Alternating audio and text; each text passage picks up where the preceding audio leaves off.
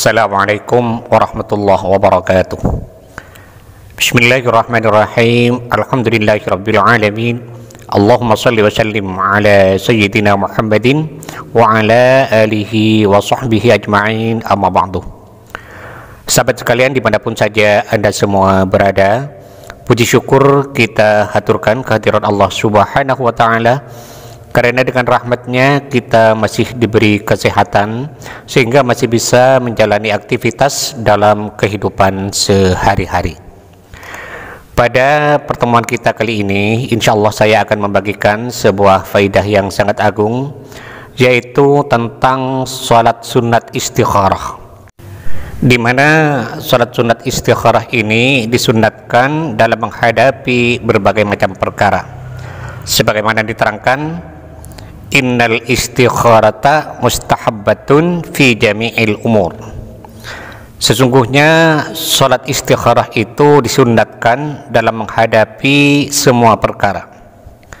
Jadi sangat penting sekali sebelum kita melakukan sesuatu, kita melakukan sholat istikharah dulu, agar apa yang kita kerjakan membawa kemaslahatan baik di dunia maupun di akhirat.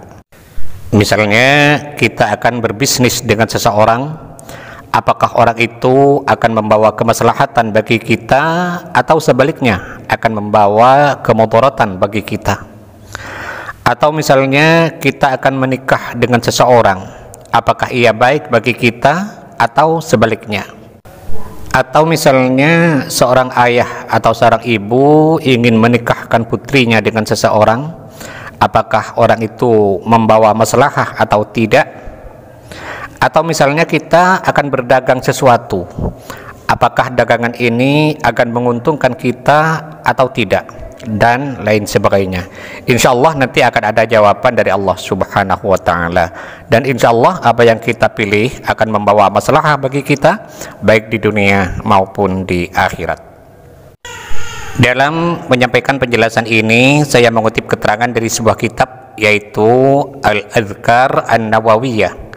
Kitab ini disusun oleh Al-Alimul Allamah Al-Imam An-Nawawi Ad-Damsyiki rahimahullah. Sengaja saya sampaikan sumber kitabnya agar para sahabat yang mau mengamalkan lebih yakin terhadap apa yang diamalkannya. Dan bagi sahabat yang ingin lebih memperdalam lagi dalam masalah ini, bisa langsung melihat sendiri ke sumber aslinya. Adapun tentang sholat sunat istikharah ini diterangkan dalam sebuah hadis yang diriwayatkan oleh Imam Jabir bin Abdullah radhiyallahu ta'ala anhu.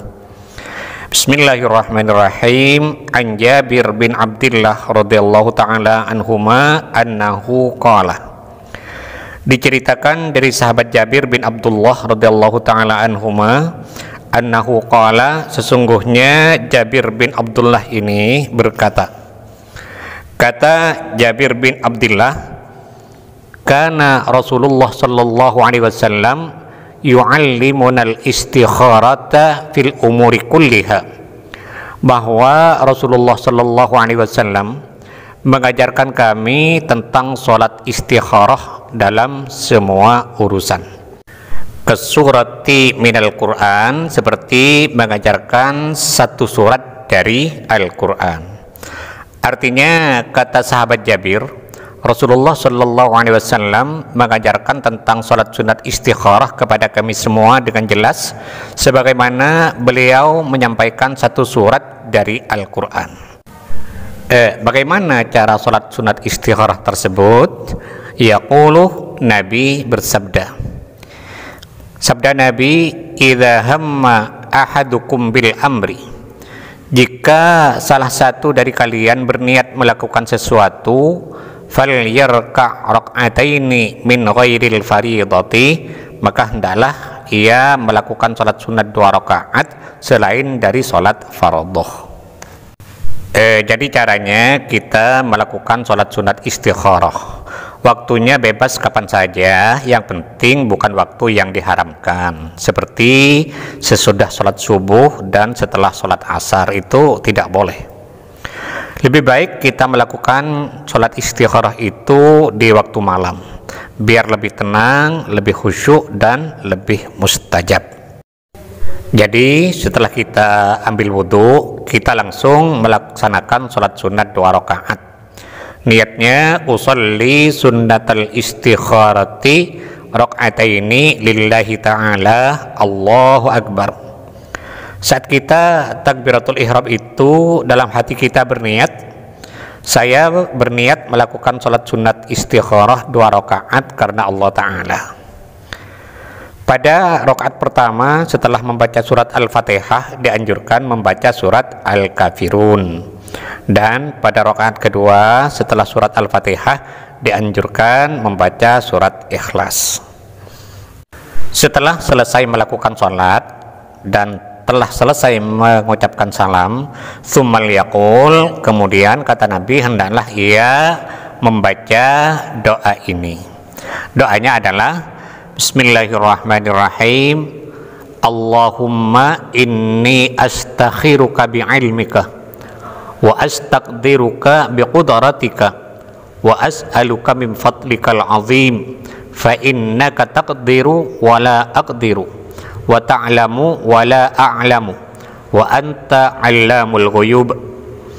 Allahumma in kunta ta'lamu anna hadzal amra khairun li fi dini wa ma'ashi wa akibati amri ajili amri wa ajilihi faqdurhu li wa yassirhu li thumma barik li fihi.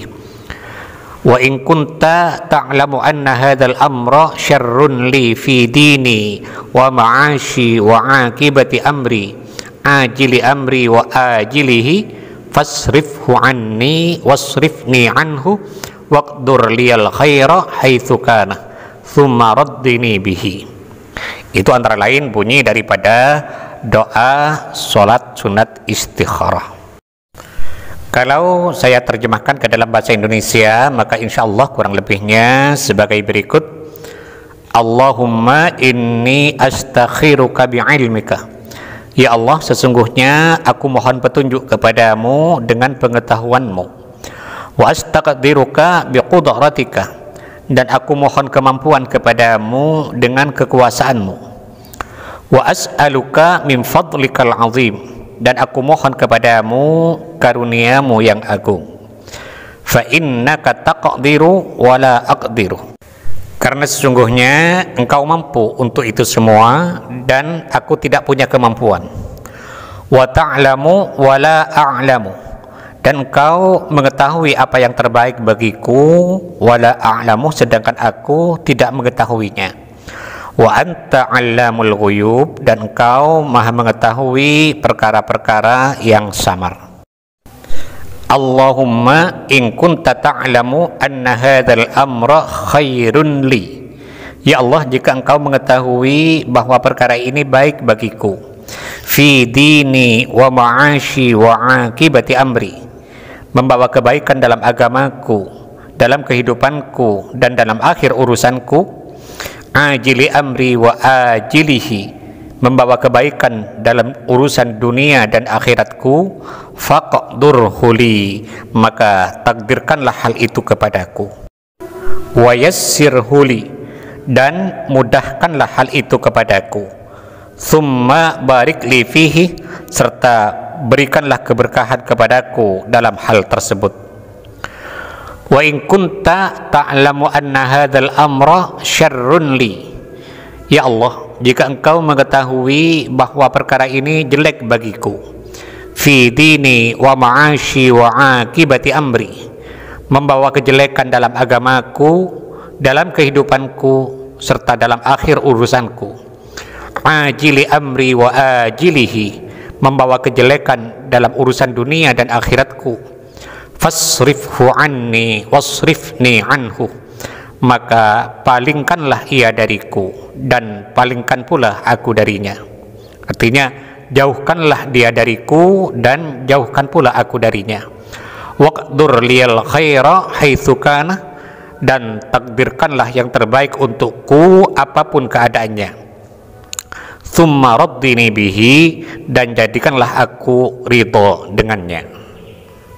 Itu antara lain kurang lebihnya terjemahan dari doa salat sunat istikharah yang saya bacakan tadi.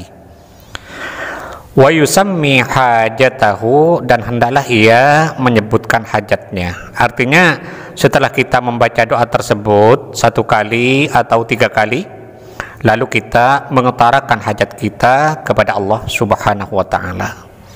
Misalnya, ya Allah, saya ingin berbisnis dengan si fulan. Apakah ini membawa kebaikan kepadaku atau tidak? Mohon petunjukmu. Atau, ya Allah, aku ingin menikah dengan si fulan. Apakah ini baik bagiku atau tidak? Mohon petunjukmu. Atau misalnya, ya Allah, aku ingin membeli tuku dari bapak si fulan. Apakah ini baik bagiku atau tidak? Mohon petunjukmu, dan lain sebagainya. Diterangkan dalam kitab Khazinatul Asrar, setelah kita melaksanakan itu semua, lalu kita tidur dengan terus-menerus membaca ayat Ala ya'lamu man khalaqa wa huwal latiful khabir. Ayat tersebut dibaca terus-menerus sampai kita ngantuk dan tertidur. Ala ya'lamu man khalaqa wa huwal latiful khabir. Ala ya'lamu man khalaqa wa huwal latiful khabir. Itu terus-menerus kita baca sampai kita ngantuk dan kita tertidur. Insyaallah dalam tidur kita Allah akan memberikan petunjuk lewat mimpi. Tapi jika kita tidak bermimpi, itu sebenarnya tidak apa-apa. Bukan berarti istikharah kita gagal, bukan. Karena petunjuk itu tidak selamanya lewat mimpi.